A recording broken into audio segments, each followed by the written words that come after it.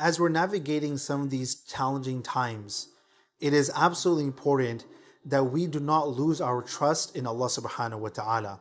Rather, it is these kind of times that we need to come closer to Allah and re-establish our connection with Him.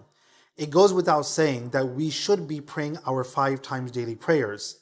But in addition to that, I'm going to request you all that till we're not out of these challenges, to recite and read these 3 du'as at least 100 times on a daily basis. The first one, La ilaha illa anta subhanaka inni kuntu minal zalimin.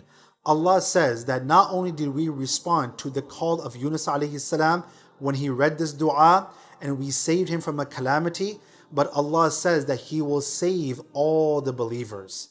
Number 2, this dua is a very powerful dua, Hasbunallahu wa ni'mal wakil, which means that Allah is sufficient for us and He is the best disposer of our affairs. And finally, sending our peace and blessings upon Rasulullah sallallahu alaihi wasallam.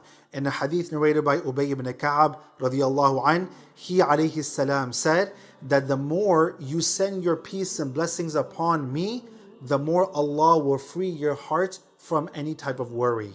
So I am asking once again all of you to recite these 3 things on a daily basis 100 times.